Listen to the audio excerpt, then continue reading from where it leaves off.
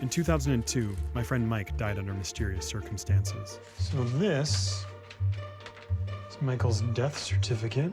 We've got a dead body. We don't know who it is. I've been with this school specifically since 1977. In all the time that I've been here, I do not recognize that surname at all. The mystery of his death has haunted me for years. For me as an investigator, in 37 years, I've never seen a case quite like this. How the hell did he know he was going to have a heart attack and prearrange his funeral? Why do you change your name? What are the reasons you changed your name? I had no idea it would take me 12 years to finally get some answers. You put all these pieces together, and you know what? Your work is done.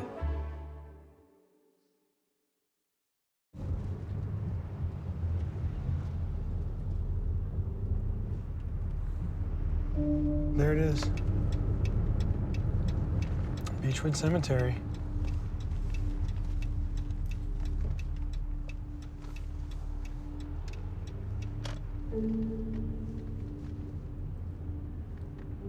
Hey. What's your name? I'm Dylan. Dylan, you know where Section 19 is? No, I don't. Well, you can follow me. I'll escort you. Okay.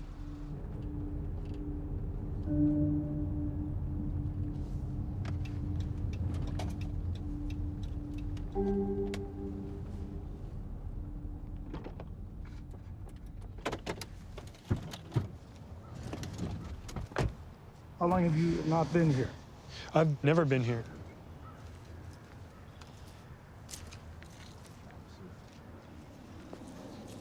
Here it is. This is the one where they Oh. marked it 622. 622. Yeah. Okay. God bless you, gentlemen. Have a good day. Okay. Have a good All right, thanks so much. God bless you. All right, thank you. My friend Mike died in 2002. I'd been searching for his grave ever since. The plot was unmarked and its location a secret. These were just a few of the mysteries surrounding his death. A death that sent me on a 12-year journey for answers.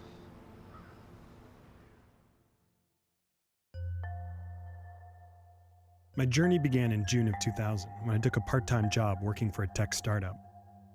While I was there, I met the sales guy, Michael De Bourcier. Mike wasn't your typical salesman. He was quiet, soft-spoken, like a big teddy bear. He had a good sense of humor, but would never laugh out loud. He would chuckle quietly to himself. He even wrote chuckles into his emails. Mike and I quickly discovered we grew up in the same area. I was from Baden, Mike said he was from Goderich. I had family from Goderich, so I knew it well. Mike and I became friends, bonding over our small-town roots. We had a lot in common. We would go for beers and joke about work and our small-town hijinks. I really got to know the guy. In 2002, the company got bought out, and Mike and I got laid off. Mike wanted to teach English overseas. He needed a new passport and asked me to be his personal reference. I didn't think twice about it. Of course I would. I knew him so well. He told me to expect a call from the passport office any day. That was the last time I ever heard from Mike. A couple of weeks later, I got a message on my answering machine. Hi, you've reached Dylan. Leave me a message.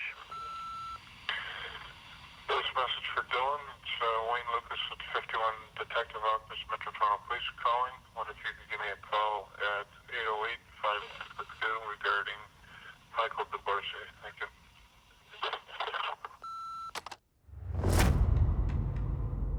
On April 10th, 2002, I spoke with a Toronto police detective. He had found my contact information on Mike's passport application. The detective told me that Mike's body had been found, dead in his apartment, and that he had died under mysterious circumstances. The detective told me that Mike had died from what appeared to be a heart attack, strange for a 33-year-old. When the police went through his wallet to determine his identity, they found the usual ID, but they also found a card from a funeral company with a number to call in the case of his death. They called and discovered that Mike had prepaid his funeral 1 week before he died.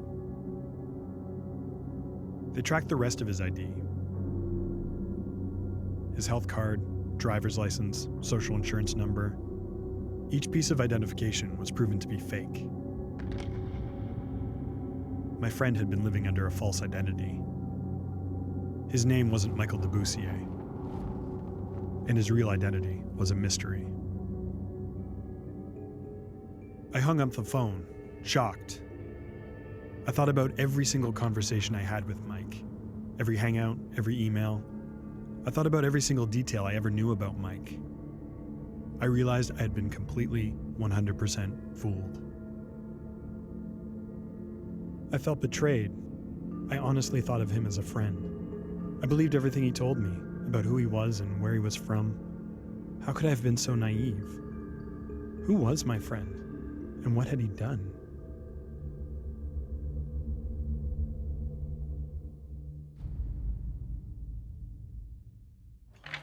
It's been 12 years since Mike was found dead. His true identity remains a mystery. The police were unable to solve the case, and it went cold. But I haven't been able to let it go. It's very strange. I don't know. He was my age now, and I can't imagine prepaying my funeral. I've held on to everything I had of Mike, every picture, every correspondence. I've gone over old details 1,000 times, searching for new angles that could lead me to Mike's real identity.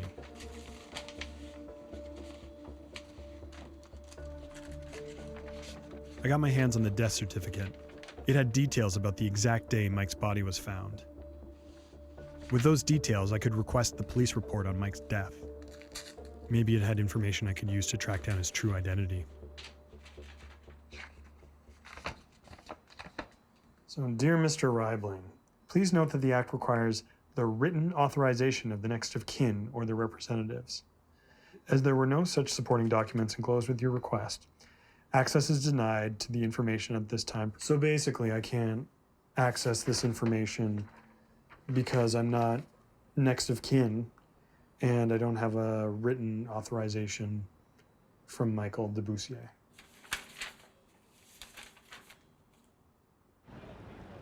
I've kept in contact with the only other people who knew Mike, my coworkers at the company where we met. I've checked in with them occasionally, going over old details, trying to find new recollections, anything that could point to a new lead. The thing was, Mike was always the first guy you saw when you walked in the office. He was always there, he's punctual, he's always very presentable, and like you just walk in, hey Mike. Did he strike anyone as, I always describe him capable in any way of doing anything extraordinary? He was like, I don't mean this in any way insulting. No, you're right, he didn't jump out in any way. So at the time, someone told me that Rebecca was supposed to identify the body. What? Yeah, someone had told me that Rebecca. Someone in the office identified the body? A year later, I sent Rebecca an email. I was just like, what was that like? What was that whole experience was like? And she said, no, I didn't identify anybody. Who did? I thought it was Dave. Yeah. I never went anywhere. I thought you had to deal with the police. People's memories were fading. Details were starting to fall through the cracks. I'm stuck in the same spot I've always been, with a handful of details that go nowhere. I needed help from someone with experience, so I reached out to a private investigator. ISN, how may I help you? Dave Perry is a retired Toronto police detective. As a lead investigator with the homicide unit, he led some of the city's highest profile cases before retiring and starting up his own private investigation firm. He agreed to meet with me and go over the case. Any investigation starts right in the center, and the center was actually your company where you worked. Yep. The company's no longer there? No. So you become the center of the investigation. You seem to have the best relationship with Michael back at the time? I feel like I had a pretty, compared with everyone else at work, I had a pretty good relationship with Michael, with Mike. So this is something that's been bothering you? One of the hardest things to describe about the story to people is the emotional side of it. Right. It made very apparent how much relationships with other people depend on trust. Mm-hmm. Like you're trusting someone that what they tell you is the truth, and how vulnerable that makes you in an everyday circumstance. For me as an investigator in 37 years, I've never seen a case quite like this. So there are lots of possibilities. And of course, we're not going to close our minds to any one point. We have coroner's reports. There are police reports. I have former colleagues that I could reach out to and see what we can find out about the police files. We need to see what the police have already done and how far they took this thing.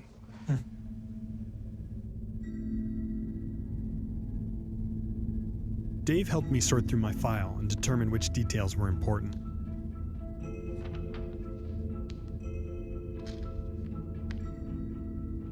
He got in contact with the police and got his hands on some documents and information from their file. Together with my evidence, some patterns started forming. One piece of evidence stuck out. It was a high school diploma from Goderich Collegiate. I emailed a copy of the diploma to the high school. They sent it back. It was clearly a forgery. But it got me thinking. I remembered Mike talking about Goderich. He seemed to know details that outsiders wouldn't. Maybe he actually was from Goderich, he just changed his name. It was a lead worthy of investigation. I needed to go to Goderich to find Mike.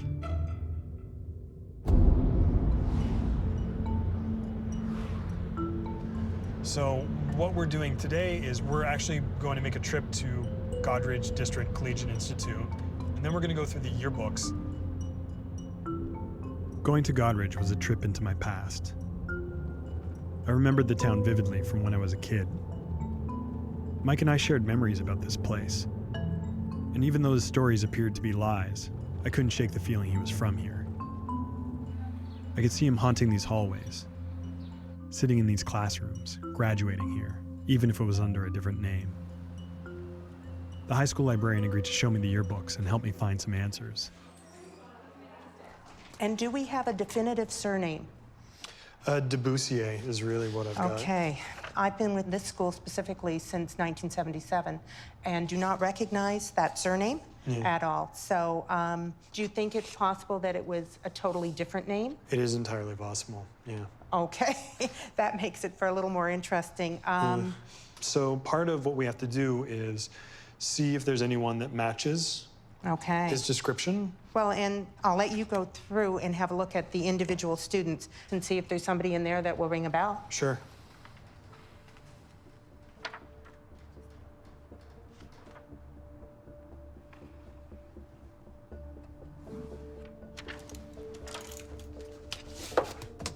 This one is 1988. Okay.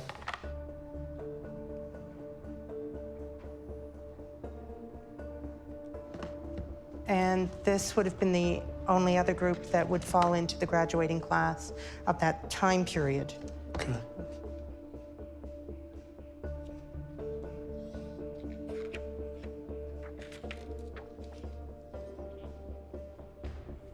No, not even close. Well, thank you. You're welcome. I appreciate the help, and we'll keep searching. So what is your plan when all is said and done with the information? It's really to just be able to give yourself closure? Yeah. We're trying to find out who this guy was, because he was a friend of mine. We got along really well, and we sort of bonded over being small-town Ontario kids. Whether that was true or not. That's what you want to find out? Yeah. Well, I do wish you the best of luck. Dylan, good luck with your... I hope at some point you do get the closure you need. Oh, thank you. Thanks. Leaving Goderich was hard. There were no traces of Mike at the high school. I don't know why I thought it would be that easy. Maybe I just didn't want to believe that Mike had lied to me about growing up here. I believed all his stories. They seemed so real. Even if Mike wasn't from here, he will always be here for me. A specter haunting this place.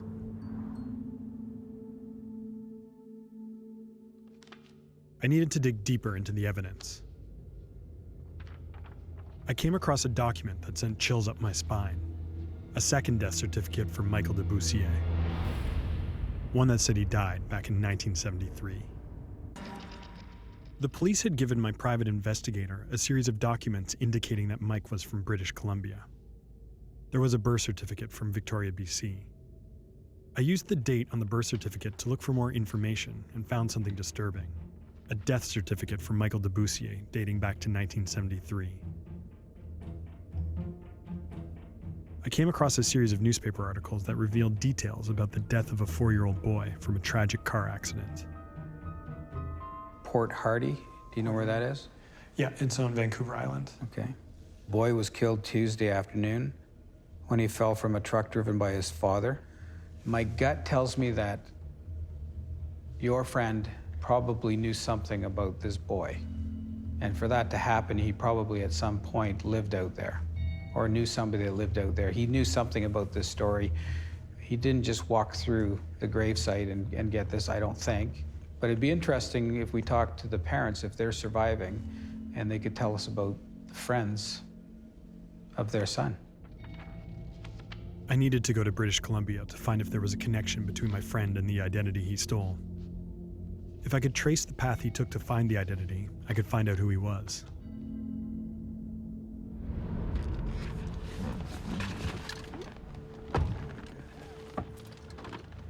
Pearson, yeah?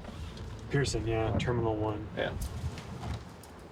The further I got in the investigation, the stranger it felt. At least with Godridge, I had memories and familiarity. But this was different. Mike had never talked about British Columbia. My friend was turning into a stranger with a murky history I was unsure of. Worse, the story of the child's accident weighed on me. It was heartbreaking. But it also was a convenient identity to steal. It wasn't being used. So how did my friend find it?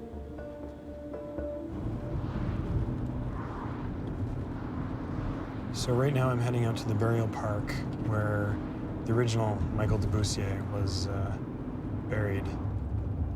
Arriving at destination on right. I needed to explore a theory that my friend stole the identity off a gravestone. If I could trace my friend back to that first moment, I could find out what information he started with.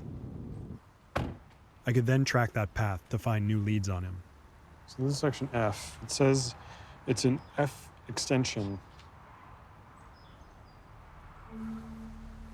Plot number 8. Grave number 13. 8, 5, 6. So it should be somewhere over there. 9, 10.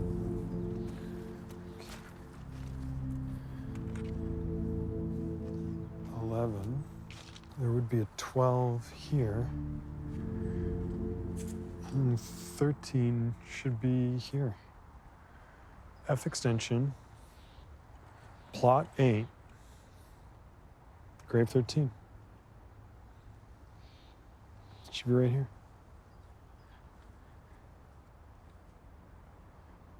I guess this means that if it was a stolen identity, it wasn't someone picking a name off of a gravestone.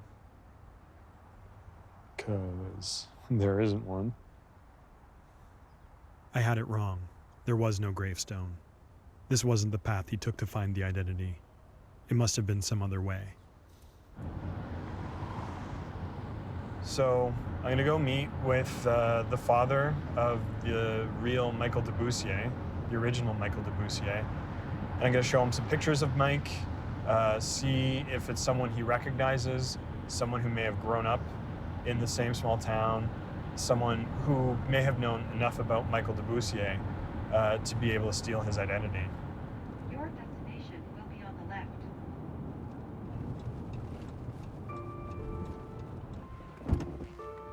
I was nervous.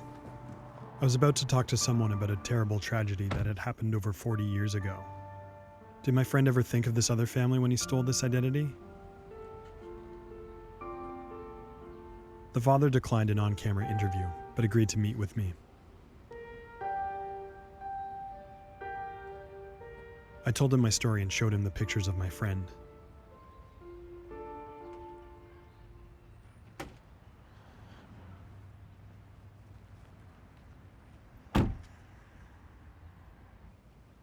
He didn't recognize any of them. I don't think there's any connection.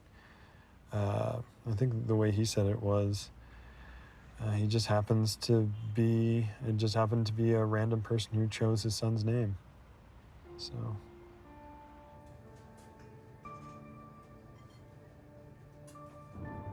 My search for my friend was taking its toll on me. In the pursuit of answers to my questions, I had opened up an old and painful wound for a family who didn't deserve it, and neither of us had anything to show for it. With this dead end, my two biggest leads had turned up nothing. My friend was disappearing right in front of my eyes. Again. I was running out of leads and the case was starting to go cold again. But I wasn't ready to give up. One of my documents had details about Mike's teeth. After Mike died, the coroner must have scanned them. So had they done an autopsy? There must have been more information about the body, all those details that solve cases on TV, fingerprints, DNA. Maybe there were some answers to the questions that had always bothered me. Did he commit suicide, somehow inducing a heart attack? Dave had a contact, retired Deputy Chief Coroner Dr. Jim Cairns. Through his sources, Jim could examine the autopsy report and relay the details to me. So we were trying to find out information about the autopsy, I guess. Yes, and I was able to check on the autopsy, and the autopsy confirmed that he did die of a heart attack, and it was a real heart attack. He just didn't have narrowing of his coronary artery. He had a complete blockage, so he had a genuine, definite heart attack. No doubt about it. Okay, so, I mean, because the question has always been, he died of a heart attack, he was pretty young. So was it an induced heart attack? They did a toxicology screen on him, and the toxicology showed that all he had was a social level of alcohol. So there was no issue about any other involvement. So it was definitely classified as cause of death, heart attack, and there was natural causes. His death it seems like a bit of an odd death. He just dies of a heart attack in his apartment. Well, it's unusual for people to die under 40, 45 of a heart attack, but it's not unheard of. It's just that how the hell did he know he was going to have a heart attack and prearrange his funeral? So it wasn't like in the weeks leading up to it, he may have been having a pain? Well, that's speculation, and one of the speculations is he knew he was going to have that, he knew he was going to die, so he prearranged his funeral. But, I mean, that's it's as good a theory as any other, because unfortunately, we don't have an explanation. Do we know how long it was between when he passed away and when his body was found? We don't. All we know is that it was long enough that he was decomposed. And at the time of the autopsy, yes, he was significantly decomposed. So they were not able to take fingerprints. They weren't able to lift fingerprints? They weren't able to lift fingerprints, right.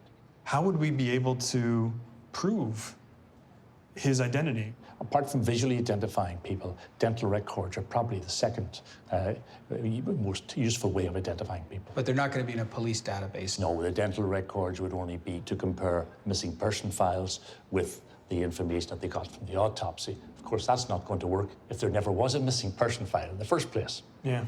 The only other way you'd be able to identify him would be to do DNA, but you have to be able to compare the DNA with some of his relatives, and we don't have any relatives. Okay, those are sort of a proof and not a database, Correct, yes. Dylan, the interesting piece I find here is we can throw all the theories we want on the table. We can't prove anything until we actually know who he is. Until we get to that point, we're basically at a stall. I finally had some answers. My friend died of natural causes, not by his own hand and not by foul play. The coroner had kept detailed evidence, not fingerprints, but DNA and dental scans. Unfortunately, these could only be used to confirm an identity, not lead us to one. We had to find the identity first. We had taken the case as far as we could. We had reached our last dead end. With no new leads, I was back to where I started, blindly stabbing in the dark for something, anything that might lead me back to my friend. If I needed to find the identity first, maybe there was one in a missing persons database that matched my friend. The records were incomplete and the details were spotty, but it's all I had left. There's 779 people. So how am I gonna do this? So I guess I just search people one by one. Too old. The task was hopeless, but I needed to try. I thought about Mike and why it was so important to me to find answers. Even though he had lied to me about his name and where he was from, we still had a connection, a relationship. He was my friend and deserved better than an anonymous death.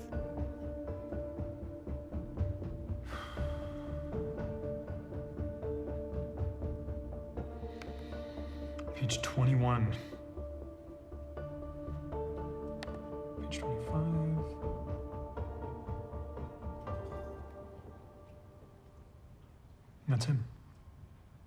It's him. Come here. That's him. That's him. Which one? It's that one. That's him, I know it.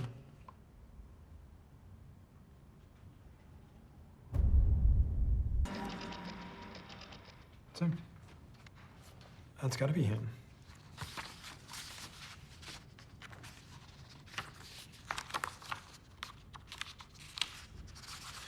I'm shaking.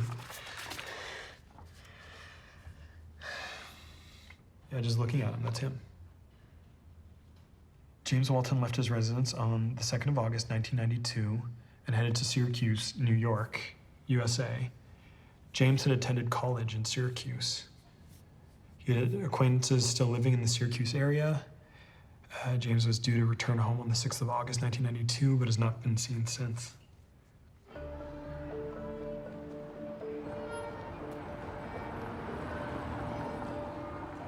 Hey, Dave? It's Dylan calling. I called my private investigator and told him what I found. He called me to his office to go over my findings. What do you got? Have you got a picture? Yeah, I'll show you. In your gut, what do you think? Where are you on this? In my gut? Yeah. Yes. 100%? 90%.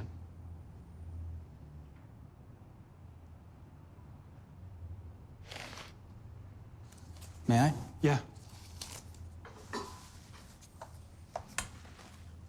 Oh, wow. I think your instincts are correct. I'm looking at these two pictures. That's him right there. I mean, look at the nose. It's identical. Yeah? The jawline is identical. I mean, obviously he's put on weight here since that photograph, but Yeah. I don't know. My professional guess is that you just found this guy. It'd be very interesting to track down his family. Yeah. But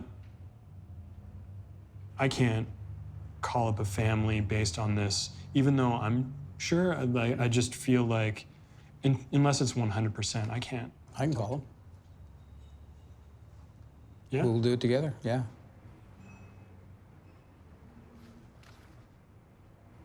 I would have a hard time calling a family not knowing 100%, but do we find out who he is Yeah. first? Or like, I think it's very reasonable and very ethical of you to make the contact with the family. I quite frankly think it'd be better than a cold knock by a uniformed police officer. right. Okay, they're going to speak to somebody who knew him, Mm-hmm. somebody that actually cared about him, and that was a friend. So then what would be the game plan then? Well, I think we need to do some background checking. You know, it's my opinion that within 24 hours we're going to be talking to somebody. I couldn't believe it. After years of searching, I was so close to an answer. In less than a day, I would be talking to a family and find out who my friend really was. But I was also anxious. I realized I was going to have to break the news to this family that their loved one has been dead since 2002. Did they still think he was missing?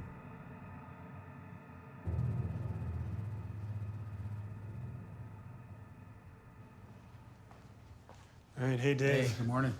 How are you? Well, we'll see. We'll find out. Have there been any updates? There has. I got a fair bit of information for you.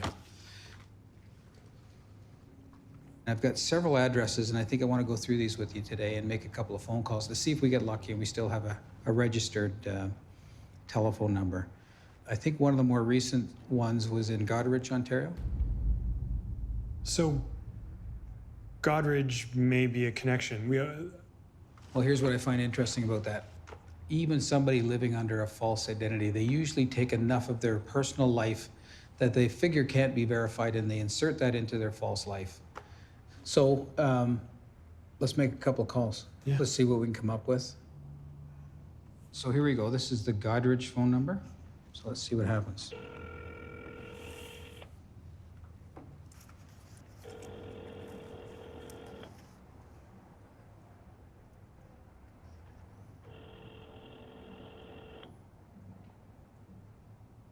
Hello?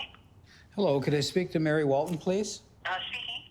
Hi, Mary. My name's David Perry, and I'm an investigator, and I've been looking into a missing person file, Yes? and I'm wondering if you're related to James Walton. I'm his mother. You're his mother? Yes, and who are you and where are you from? I'm a retired Toronto police officer. Right. And I've been working with a gentleman who's sitting with me right now. And I'd like to introduce you by phone. His name is Dylan. Hello. Hi, Mary. Hi there. And Mary, I think we may have found some information about your son that we'd like to come and speak to you about. Can you just talk to me over the phone? Do you mind if I ask you a couple of questions, Mary? Fine. How old are you? I'm 82. 82. You're the same age as my father. Right. And my father's in pretty good health. How's your health? Excellent. Excellent health? Do you live alone, Mary? I do. Okay. Do you have a friend or somebody that could come over and sit with you while we carry on our conversation? I prefer to talk to you alone. Okay. I feel that I'm quite well enough and strong enough to listen to anything you have to say. Okay, Jim Mary. Jim has been gone a long time. I talk to the policemen in Cayuga all the time, Right. and I talked to them not long ago. Okay. I understand that you have a daughter. That's right. Okay, I'm going to call her right now. All right. And if she's home, then I'll conference you in on the call. I'll so that all three of us can talk together, okay? That would be good. All That right. would be great. If you don't mind, you just stand by your phone and I'll call you right back, okay? Okay, do you want me to hang up? Yes, please. Okay. Okay, thank you.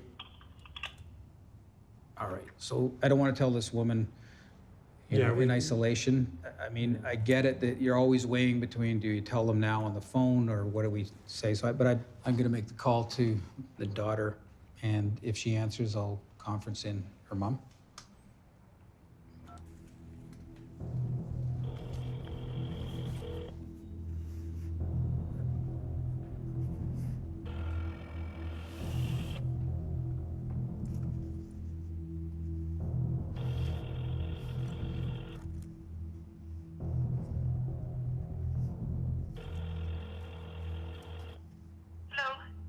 Hello, my name's David Perry, and I'm calling because I think I have some information about your brother who went missing in 1992. Oh, I'm calling okay, calling about James.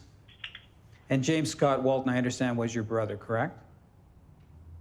Is my brother, yes. Yes. And I've been working with a gentleman who's sitting with me right now, and I'd like to introduce you by phone. His name is Dylan. Hello. Hi, Dylan. And I think we've come up with some information on your brother that we'd like to share with you. Okay, I would absolutely be open to hearing that. We've Okay. been waiting a really long time. Yeah, is it okay if I conference your mother in on this call? Okay, sure. All right, just hold on.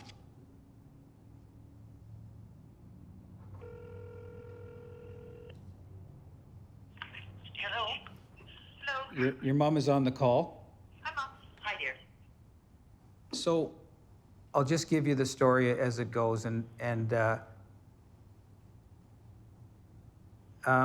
I haven't confirmed this information, but I am very sorry to have to tell you that I believe that James is now deceased. All right. Okay. And again, that was back in 2000. 2002. 2002. All right. He'd actually been found dead in his apartment of a heart attack. Oh, no. All right. And he was using the name of Michael De Bourcier. Okay.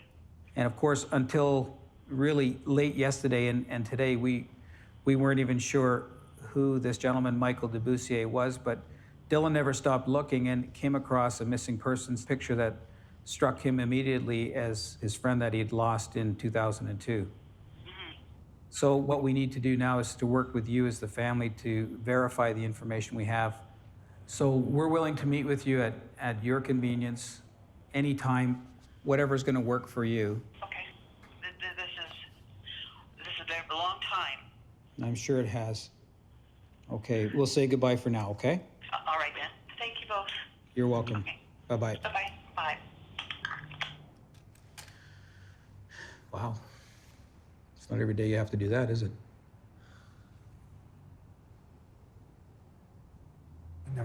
I just never thought it would happen.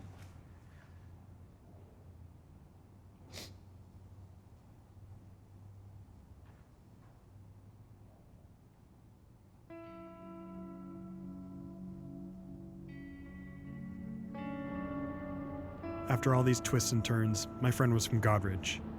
Actually from Godridge. And I was going back, this time to meet his family, and finally get some answers. We arranged a time to meet with the family. I would show them my pictures, my files, all of my evidence.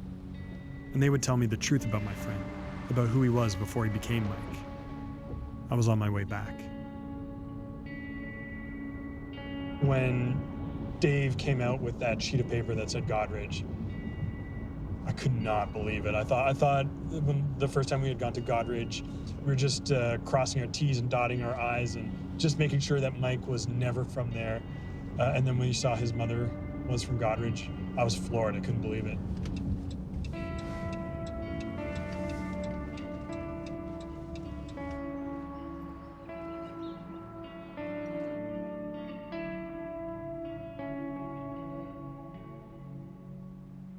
I don't know where to start.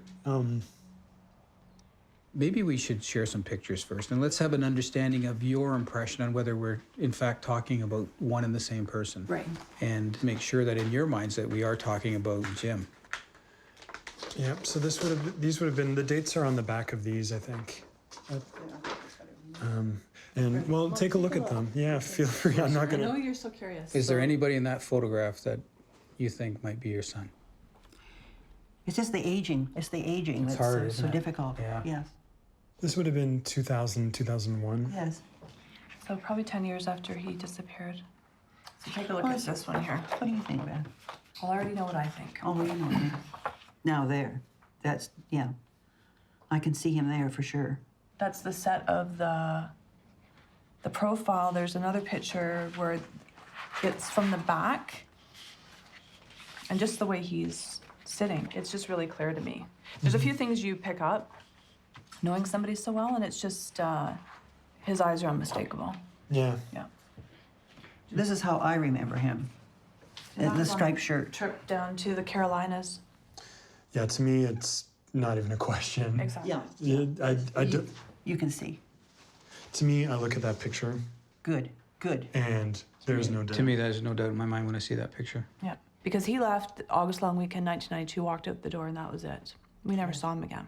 Was it expected, or did you think? I know he was going on. He told me he was visiting friends in the States. So we were home for the weekend, and I had my baby daughter there, and it's just like a regular event, and you know, kissed the baby and hugged me and said goodbye, and he was off to see his friends in Syracuse.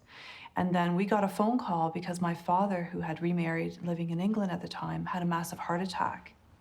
So then I got on the phone to Jim's friend to say, when he gets there, have him call me immediately.